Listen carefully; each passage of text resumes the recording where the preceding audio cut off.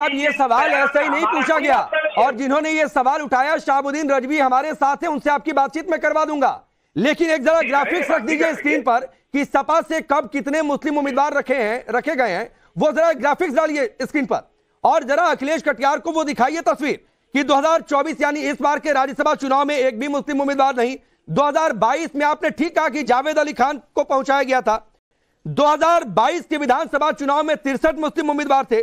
2019 के लोकसभा चुनाव में 4 मुस्लिम उम्मीदवार थे। 2014 के लोकसभा चुनाव में 14 मुसलमान उम्मीदवारों को टिकट दिया गया था। यानी एक भी चुनाव ऐसा नहीं बीता जिसमें आप लोगों ने किसी मुस्लिम उम्मीदवार को टिकट ना दिया हो। इस बार ऐसी स्थिति क्या बदल गई? राम लहर का असर है या कुछ और है?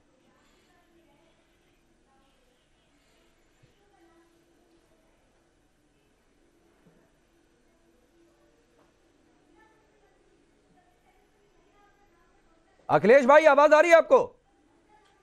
जी, बीच बीच में आपकी आवाज कट जाती, मैं दोबारा बोलूं?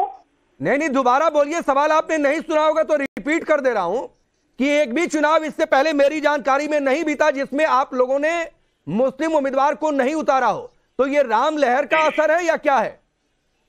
राकेश जी, हमारे पास विधान राज्यसभा के लिए 3 हम उम्मीदवार हैं जिनको हम सदन में भेज सकते हैं। पार्टी के जो हमारे रामजी लाल सुमन साहब बहुत वरिष्ठ है, ये तो पार्टी में हमें ये तय करना होता है कि किसकी सेवाएं कहां लेनी है। किसी को हम संगठन में शामिल करते हैं, किसी को हम राज्य में शामिल करते हैं, किसी को हम पार्लियामेंट से लेके आते हैं। हम नजरअंदाज कर रहे हैं मुसलमानों को। अरे भाई, हम किसी को नजरअंदाज, राकेश भाई आपका नजरिया हो सकता है, लेकिन समाजवादी पार्टी के नेता माननीय अखिलेश यादव जी किसी को नजरअंदाज नहीं कर रहे हैं। हम सबको प्रतिनिधित्व देंगे, सबका रिप्रेजेंटेशन होगा। संगठन में सभी विचार के, सभी समुदाय के लोग एक साथ मिलके भारतीय जनता पार्टी से लड़ने की बात करेंगे। और योगी और मोदी जी का जो मामला है, अखिलेश भाई, एक तो ये मेरा नजरिया नहीं था। सुनिए, एक तो ये मेरा नजरिया नहीं था जो आप कह रहे हैं कि मेरा नजरिया। मैं सिद्धार्थ भाई आ रहा हूं आपके पास, लेकिन उससे पहले शहाबुद्दीन रजवी को एक साथ स्क्रीन पर लाइए इनके साथ। शहाबुद्दीन रजवी ने यह बात कही है और यह कहा है कि आप मुसलमानों को धोखा दे रहे हैं। शहाबुद्दीन रजवी बताइए इनको जरा, क्या इस बार कोई भी ऐसा मुस्लिम कैंडिडेट नहीं था जिसे सपा टिकट नहीं दे सकती थी? उनके बयान से ऐसा ही लग रहा है मुझे। देखिए, 2022 का विधानसभा इलेक्शन मुसलमानों ने बड़ी मजबूती के साथ समाजवादी पार्टी के को वोट दिया और ताकत दी, मजबूती दी, और इतनी मजबूती दी कि जो खुद यादव जो लैंड कहलाती है, वहां के यादव जो थे वो भाजपा के साथ चले गए और अकेला मुसलमान समाजवादी पार्टी के साथ खड़ा रहा। इसलिए राज्यसभा की 3 सीटों में 2 सीटों पर हक हमारा बनता है।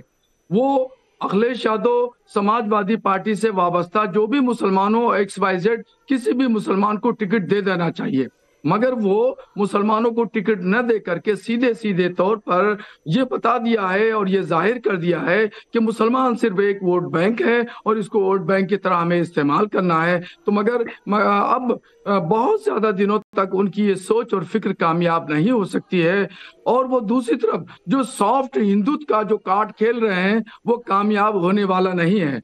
सॉफ्ट हिंदुत्व के लिए उन्होंने बहुत कुछ कार्ड खेले हैं। मेरे पास बहुत सारी दलीलें, बहुत सारी मिसालें हैं, उनको मैं पेश कर सकता हूं, मगर मेरी आवाज बैठी है इसलिए मैं बहुत ज्यादा बोलने में क्या नाम है, ताकत लगाना पड़ रही है।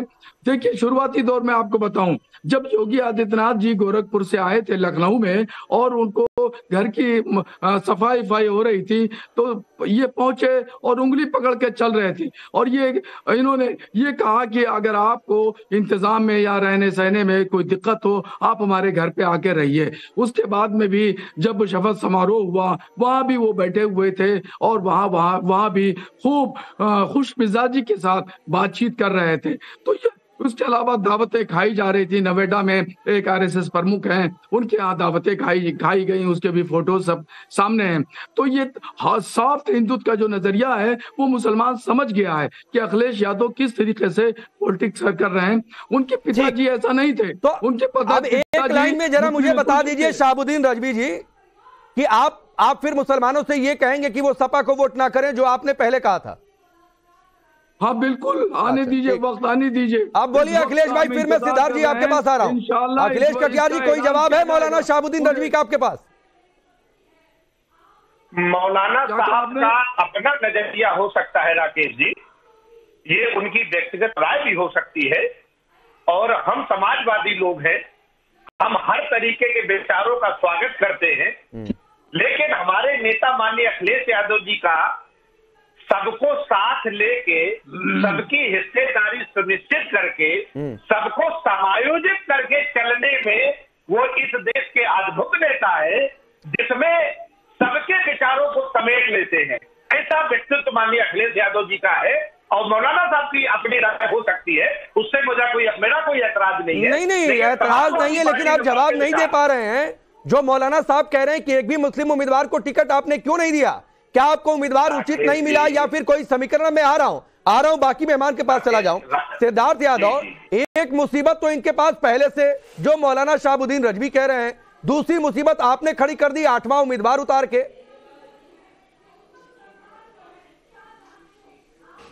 देखिए राकेश जी, सबसे पहले महत्वपूर्ण बात जो समझने की है वो ये है कि अगर कोई भी बबूल का पेड़ बोएगा तो उसको गुलाब नहीं मिलेगा। अगर आप धर्म के नाम पर राजनीति करते आए, अगर आप तुष्टीकरण की राजनीति करते आए, तो निश्चित रूप से मुस्लिम समाज आपसे पूछेगा कि आज तो आप हमको लुभाते आए थे, आज तक तो आप हमको झूठ बोलते आए थे, तो हमारा प्रतिनिधित्व तो कहां गया?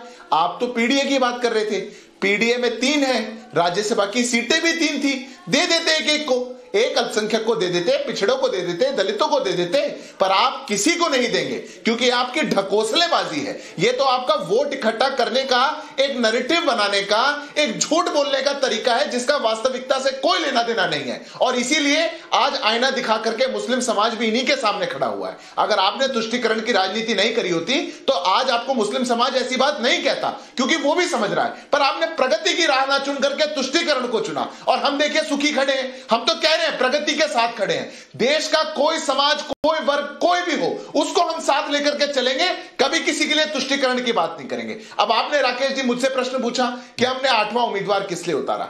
देखिए वास्तविकता यह है कि समाजवादी पार्टी के अंदर भी जिस प्रकार से परिवार का दबदबा संगठन के ऊपर है, और परिवार संगठन को ना देख करके कभी फिल्म स्टार्स को, कभी अतिरिक्त लोगों को ला करके मौका देना चाहता है। बहुत से उनके विधायक भी हैं जो नाखुश हैं। अब हमारे पास 7 सीटें तो सीधे सीधे ही थी, और अतिरिक्त विधायक हमारे पास भी हैं। लोकतांत्रिक चुनाव है, राज्यसभा में विधायकों को अपना वोट देकर के अपने राज्यसभा सांसद को चुनना है। हमने 8 उम्मीदवार उतारे हैं। यह क्यों माना जा रहा है कि हम 8वां भी जीतेंगे, पर हम चुनाव में जरूर जाएंगे, और लोकतांत्रिक ढंग से अगर विधायकों को लगेगा, वहां के विधान परिषद सबको लगेगा कि चुनना है, तो फिर भारतीय जनता पार्टी का उम्मीदवार भी चुना जाएगा। पर एक बात तय है कि प्रधानमंत्री नरेंद्र मोदी जी की विकास और विरासत की जो राष्ट्र नीति है, उस राष्ट्र नीति के समर्थन में अब देश का हर वर्ग खड़ा हो रहा है। रादर पॉलिटिकल पार्टीज में भी जो अच्छे लोग हैं वो भी उस बात का समर्थन करते हैं। उसका परिणाम भी देखने को ठीक है।